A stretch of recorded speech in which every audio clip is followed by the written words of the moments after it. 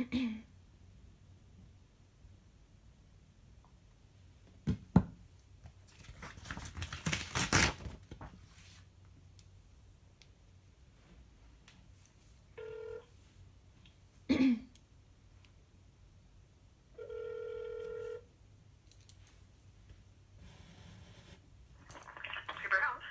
hi Susan, it's Alice Klein calling from New Scientist. How are you going? Hello? Hi, can you hear me? Hello? Hello, can you hear me?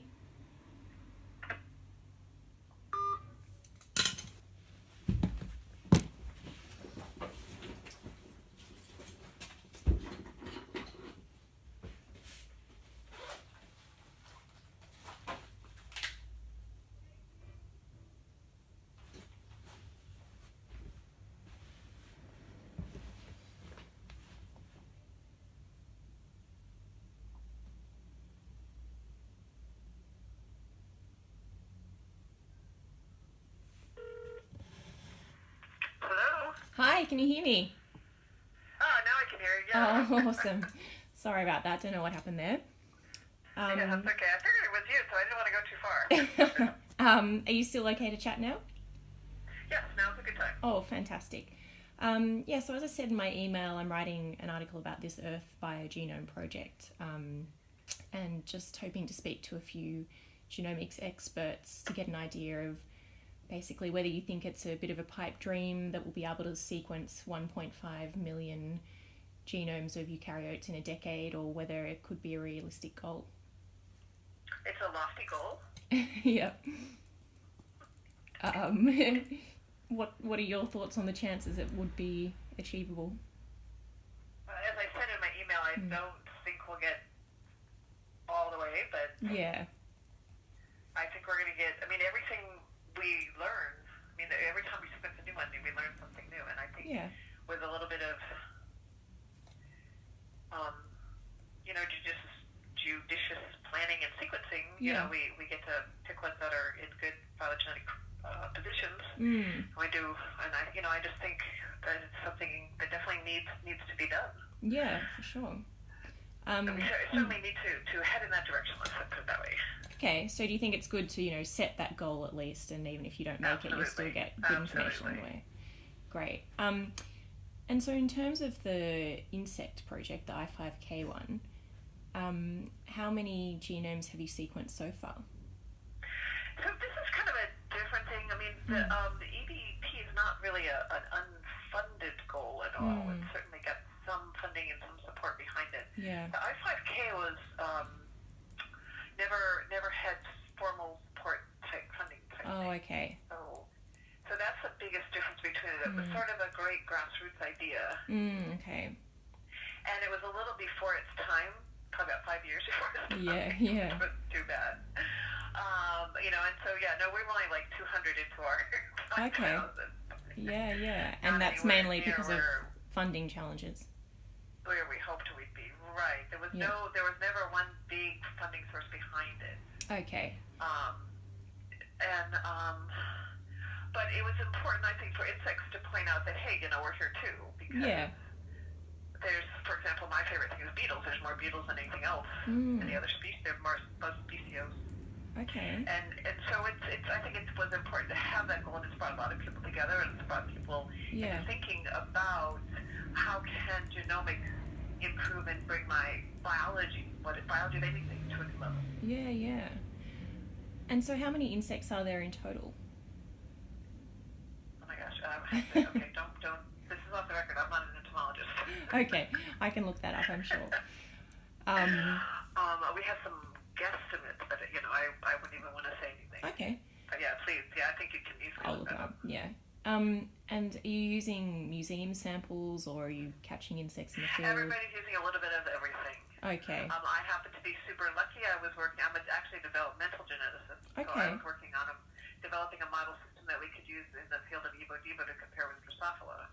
Okay. And so we did all the cool things you could do through the power of genetics of Drosophila. We were adapting and optimizing to work on this little red flower beetle.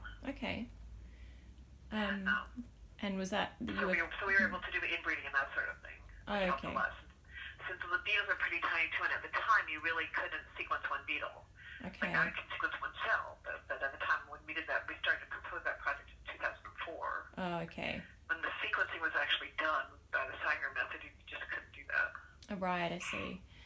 And so you can either use museum specimens, or you can catch them in the field, or you can breed them. Are they the options? Right. Just about any method you can think of, we tried to somehow utilize. Okay. It's always best if you can sequence a haploid genome, but that's hard to do. Right. Male Hymenoptera are great. Right, okay. If you can get enough DNA from a single one, but... Yeah. Okay, and... Yeah, sometimes I like to say, we're really doing population genomics. Okay. We have to work on, 300 individuals. Okay. So if you sequence 300 individuals, you see sort of what's common to all of them? We're sequencing that whole population altogether. We actually sequenced half a gram of eggs. So I can't even tell you how many that was. Oh, wow. Yeah. Genome equivalent. Yeah, that was way back. And that's why we really wanted to make sure we had an isogenic line if all possible. And how do you actually sequence an insect genome? Do you have to sort of dissolve it in chemicals, or like what part of the insect you sequence? That all depends. If it's big enough and you can take a leg or something, that'd be great. Okay. You don't want to sequence a wing because there's really no nuclei in it. You have to sequence whatever part has nuclei.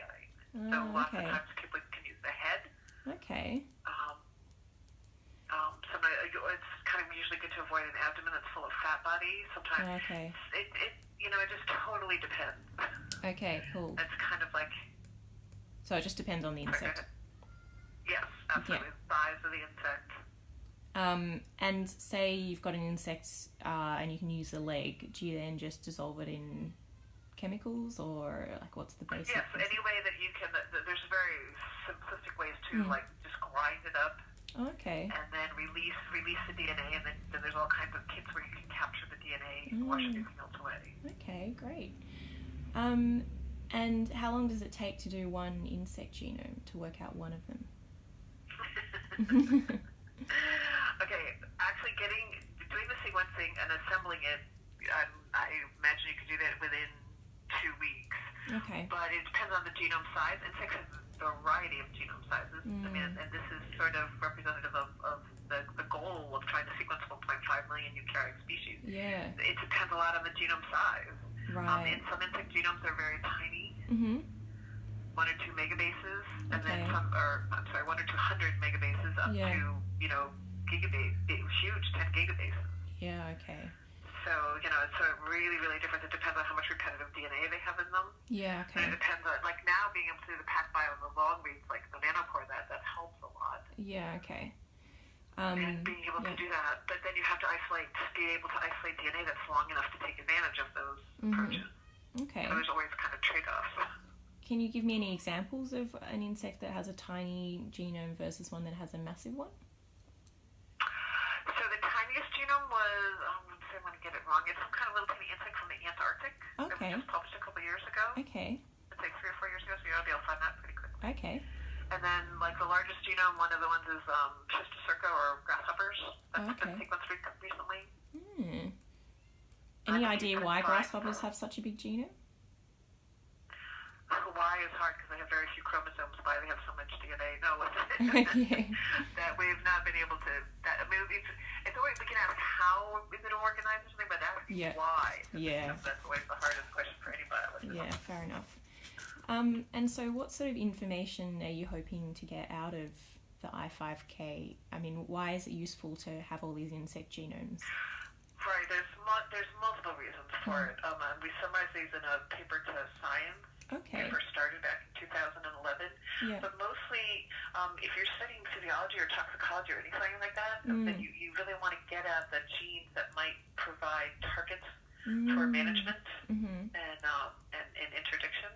Okay. And if you're doing development or basic biology studies, you always want to get at the genes themselves. For the longest time, for example, in our field, developmental genetics, we knew that beetles and fruit flies look very, very different in how they develop, how they go through development, and how they make segments. But they had very similar, the same genetic toolkit, the same genes. So how on earth could they be working differently? And we would try to use the Drosophila sequences to design primers to pull out the tribolium gene. Right. But even at the sequence level, they were different enough that that would only work 30% of the time. Right. Once we had the genome, you could automatically design a primer. You just had the sequence right there. So getting out the sequences has always been important. Okay, so it sort of helps you understand why different species... Right, and a lot of times you want to get at more than just the transcriptome, just the genes, the coding regions of the genes themselves. Sometimes you want to get at how they're regulated. Okay. And then you need the region upstream or in the introns or someplace. You need the regulatory regions of the genome too. Right, okay. And does it sort of, I read somewhere that it's, that's sort of like if you have all the genomes of all the eukaryotes, you can kind of see how evolution has progressed. And someone said it was like, it would be like having a periodic table of elements, but in biology, if you had all that information. Do you agree with that? Oh, wow, I've never heard that analogy before. That's pretty cool. Yeah. Yeah, because you're seeing the comparisons on their side, like in the periodic table, everything is side by side, and you can see how related the elements are. And this way you would see the exact, hopefully more about the relationships between individuals. We're never going to see the real story because we weren't there. Yeah. But I thought maybe you could sort of, by comparing all the genomes, you might be able to see sort of when different species branched off and things like that. Exactly. And that's why, and we're always surprised at what we find. Right? Yeah. That's exactly what you want to do is to try to recreate the phylogeny. Yeah. And I know you said you're not very far into sequencing the insect genomes, but are there any particular roadblocks or anything that you've come across that you weren't expecting? Money? No, we were expecting that one. Usually it's in the assembly because they're so, they have so much repetitive DNA in them. Some what, sorry?